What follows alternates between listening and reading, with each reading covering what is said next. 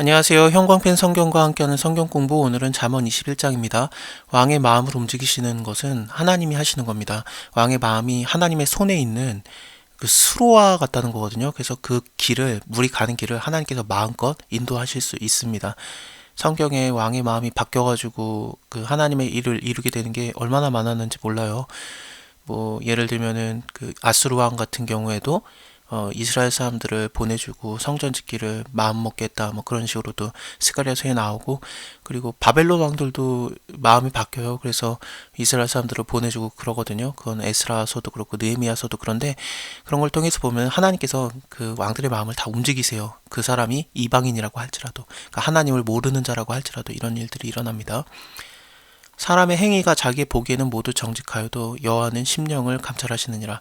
우리의 행위를 통해서 그 사람이 정직해 보인다, 그런 거는 몰라요. 하나님이 다 아시는 거거든요. 하나님께서는 우리의 심령까지도 아시기 때문에, 저번에 20장을 보면은 많은 사람은 자기의 인자함을 자랑하나니 충성된 자를 누가 만날 수 있으랴. 자랑은 하지만, 내가 인자하다 그러지만 진짜로 그렇게 그 순결한 자, 충성된 자, 성실한 자를 만날 수 있을까? 완전히 행하는 자는 의인이다. 후손에게도 복이 있다. 하지만 그 의인, 완전히 행하는 자가 진짜 있느냐는 거죠. 심판 자리에 앉은 왕이 그 눈으로 모든 악을 흩어지게 하는데, 그냥 솔로몬 왕이라고 할지라도 악을 판단해내고 발견해내는데, 만왕의 왕 하나님께서 발견해내면은 의인이 없는 거죠. 다 죄가 드러나는 겁니다. 그래서 내가 내 마음을 정하다고 했다고 해도 내 죄를 깨끗하게 하였다 할 자가 없어요. 로마서 3장의 말대로 자 의인은 없나니 하나도 없는 겁니다. 다 근데 은혜로서, 하나님의 은혜로서 우리가 그 죄 사함을 얻게 되는 거, 예수 그리스도밖에 없는 겁니다. 그래서 예수 믿으면 구원받는 거지, 나의 행위가 아무리 뭐 좋더라도 그 행동이 나를 깨끗하게 못해요. 의와 공평을 행하는 것은 제사를 드리는 것보다 여호와께서 기뻐 여기시느니라. 하나님한테 예배 드리는 것도 참 좋죠. 당연히 중요한 거고 당연히 그래야 됩니다. 하나님께서 또 명령도 하셨고요. 예배를 드리라고. 하지만 이웃 사랑하지 못하면은, 의와 공평을 우리 사람들에게 행하지 않으면서 하나님께 예배 드리는 것은 어찌 보면은 좀 가증한 거죠. 그래서 내가 먼저 눈에 보이는 사람들에게 이웃사랑하고, 그런 것도 뭐 하나님께서 주시는 마음이거든요.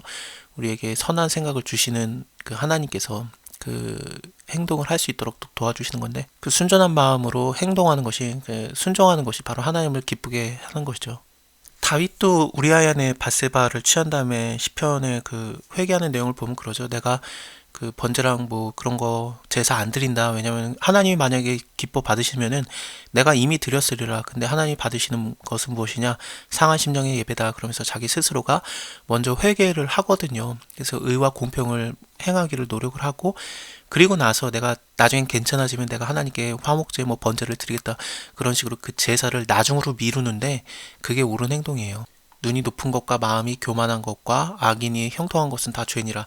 악인은 형통한 것도 죄가 됩니다. 그래서 악인 잘 나간다고 그렇게 부러워할 거 없고, 교만하다라는 것은 진짜 그 교만, 하나님이 아예 그냥 없다라고 생각할 만큼의 그런 거만한 것들을 표현한 것일 수 있습니다.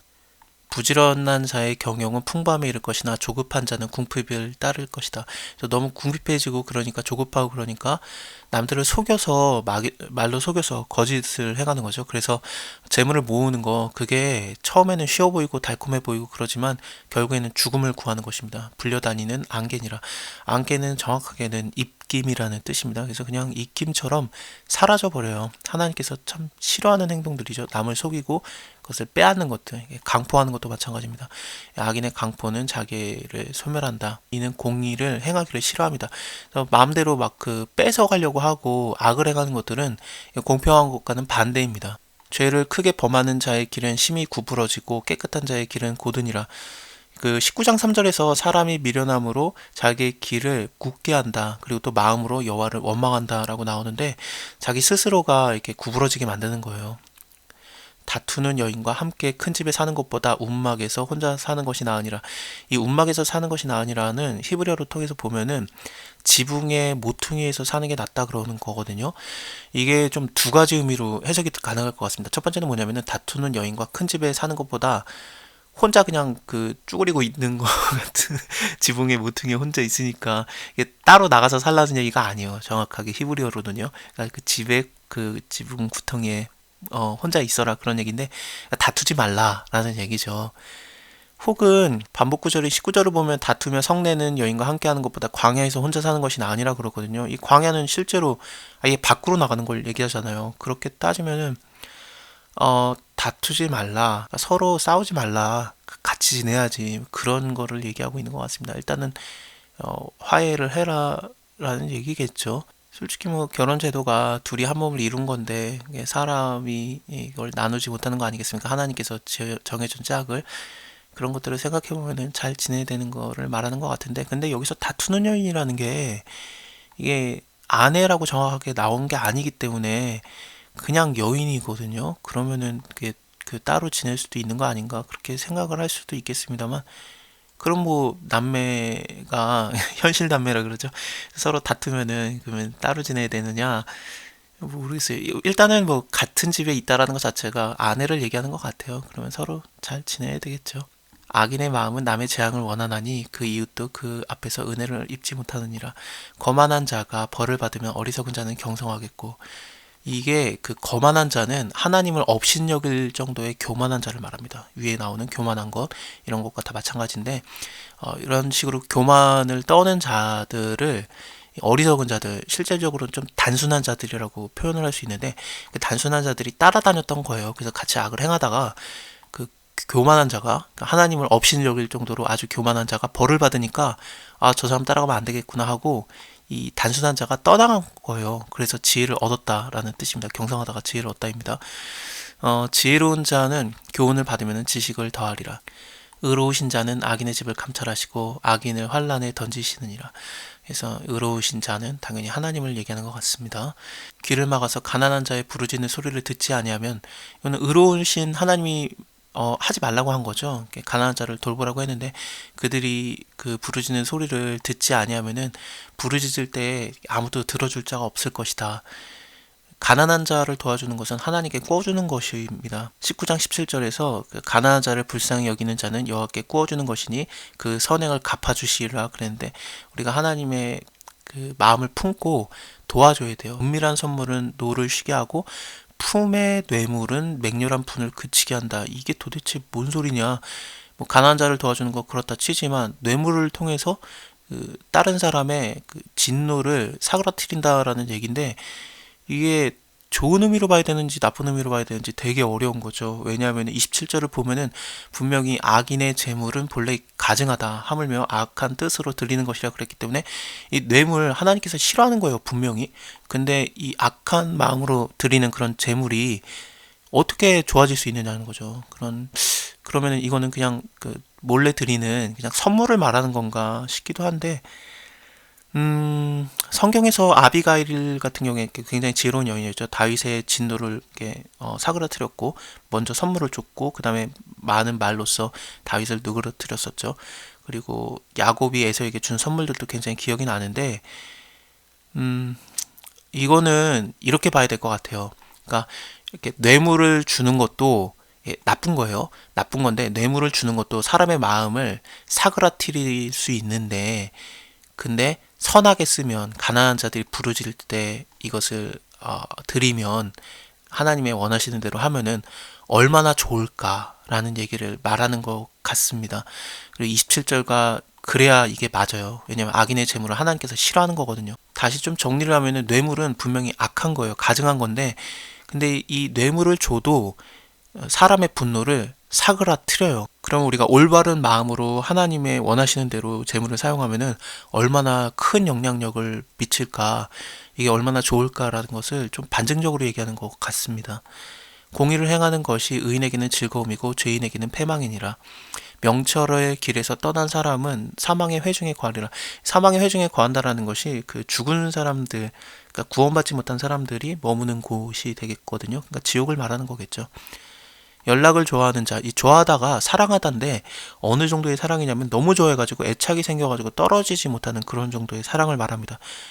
중독되는 거죠. 그러니까 뭐 연락하는 것을 그러니까 노는 거, 그것을 좋아하는 자, 완전히 중독된 자는 가난하게 되고 술과 기름을 중독된 자는 부하게 되지 못하느니라.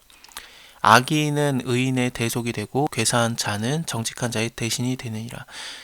다투며 성내는 여인과 함께 사는 것보다 광야에서 혼자 지내는 것이 나으니라. 아까 구절과 반복 구절입니다. 지혜 있는 자의 집에는 귀한 보배와 기름이 있으나 미련한 자는 이것을 다 삼켜버리느니라. 이게 다 소비해버렸다. 그런 뜻입니다. 의인과 인자를 따라서 구하는 자는 생명과 의와 영광을 얻느니라. 지혜로운 자는 용사의 성에 올라가서 그 성에 견고히 의뢰하는 것을 파느니라. 이게 가장 견고한 거 그거부터 무너뜨린다라는 얘기인데 생각해보면은 하나님께서도 우리가 하나님 이외에 다른 것을 더 믿고 있는 거 있잖아요. 그것을 좀 먼저 허무시는 것 같아요.